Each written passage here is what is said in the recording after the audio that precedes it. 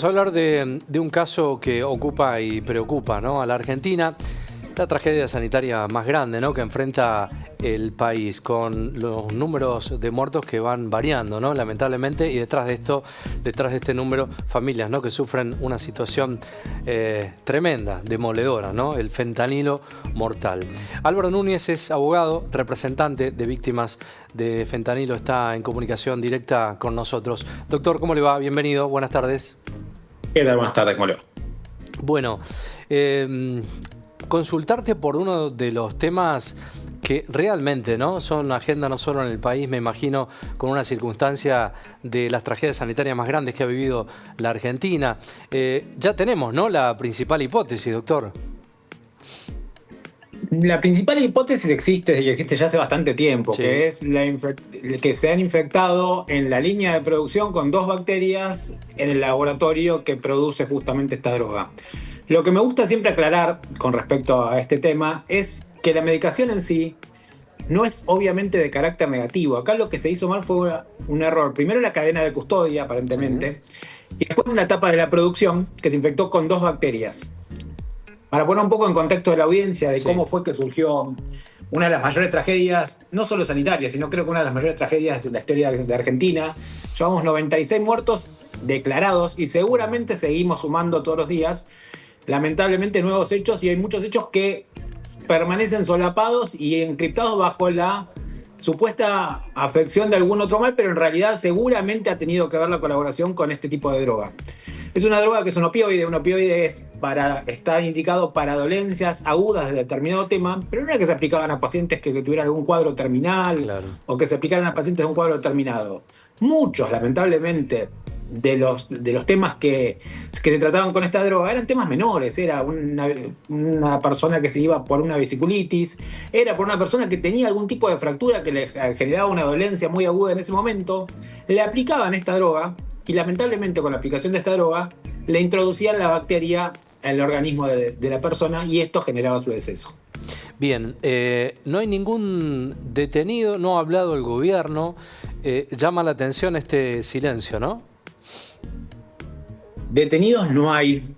Es una de las cuestiones que a mí más me llama la atención y que más ruido me hace. Que siendo un tema que nos está ocupando la agenda desde el mes de mayo, hace más de 3 meses que estamos hablando del fentanilo casi a diario y todavía no hay un solo detenido.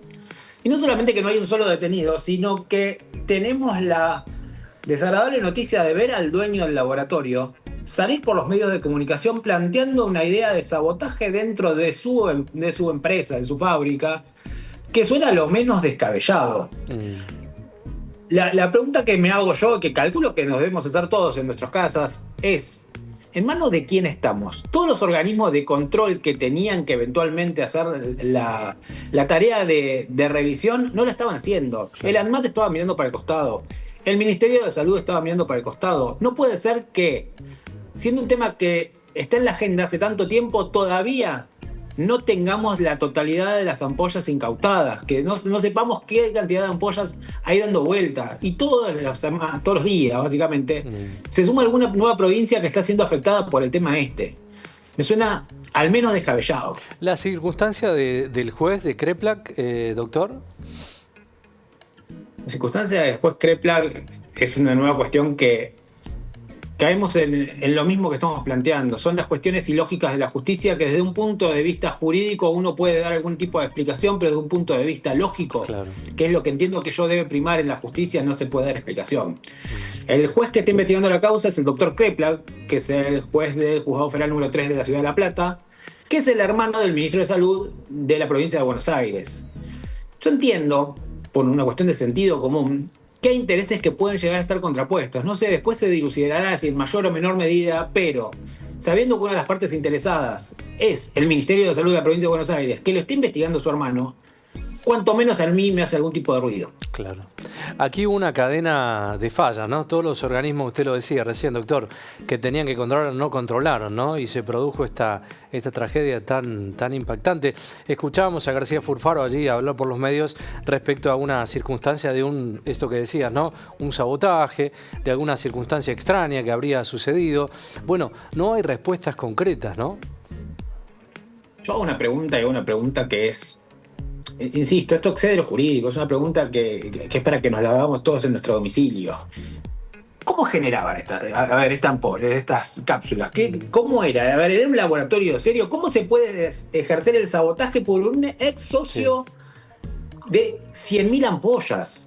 Es una locura lo que estamos hablando. Yo creo que si esto no hubiera terminado en una tragedia, sería cómico, sería una de las imágenes dantescas. Claro. Porque no puede el dueño de un laboratorio salir a decir que hubo un sabotaje asociado a un ex socio. Si tiene que hablar el dueño del laboratorio, no lo tiene que hablar a través de los medios, lo tiene que hablar en la justicia cuando en una indagatoria, y hay que diga lo que tenga que decir, porque va a ser su derecho de defensa, no por los medios de comunicación. Son cuestiones que no tienen lógica, y como vos bien decías, creo que todas las cosas que se podían hacer mal con el tema se fueron haciendo. Desde la línea de producción, que se infectaron con 2 bacterias, las ampollas de fentanilo, la cadena de custodia que tiene que hacer el ANMAT. Nosotros, cuando vamos a comprar cualquier tipo de medicamento a una farmacia, lo primero que nos van a pedir, que cuando sea algún antibiótico, es que completemos una planilla, que nos van a dar un troquel, que lo van a adherir a esa receta. Van a necesitar la firma nuestra, van a necesitar el número de teléfono nuestro, la dirección. Acá dieron ampollas de fentanilo que no se sabe dónde están. Suena lógico esto. A ver, estoy hablando de una cuestión de sentido común. No estoy hablando de nada jurídico, no estoy diciendo por el artículo nada, es sentido común. ¿Por qué no se aplica el mismo criterio que se tiene para un particular para un centro hospitalario? No se sabe cuántas ampollas se han recaudado porque no se sabe cuántas había aplicadas. Escuchaba, dentro de las posibles hipótesis que hay dando vuelta, que también el fentanilo se usaba con uso recreativo. Yo no sé si nos damos cuenta el grado de locura en el que estamos hablando, en el que estamos inmersos, que hay 90 muertos y no están recuperadas, 96, muertos, no están recuperadas la totalidad de las ampollas, por parte de el juez que está investigando, es el hermano del ministro. Está todo mal. A ver, no hay algo que diga esto puede estar encaminado hacia algún lado y no hay un detenido. ¿Cómo nos sentiríamos nosotros como familiares de alguna de las víctimas si sucediera toda esta serie de acontecimientos, todos desafortunados, del primero al último? Claro. Bueno, claro, por lo menos para no entorpecer la investigación, pienso en los responsables del laboratorio en primera instancia, por lo menos a instancias investigativas. ¿Qué testimonios usted recoge, doctor, allí con las víctimas? Deben ser, testimonios desgarradores, ¿no? Porque detrás del número hay familias que les ha cambiado la vida rotundamente, ¿no? Te hago un comentario con respecto a lo que decías. Para que se dicte algún tipo de prisión preventiva tiene que existir procesalmente 2 principios. Peligro de entorpecimiento o riesgo de fuga. En este caso, no se están dando los 2 requisitos como para que se ordene la detención. Al menos, a ver, hay 31 imputados, pero al menos de los que sabemos que necesariamente tienen que ver, que es el dueño del laboratorio y la primera dirigencia dentro del laboratorio. Siendo gente de tantísimos recursos como tienen y eventualmente con tantas vinculaciones políticas como se supone que las hay.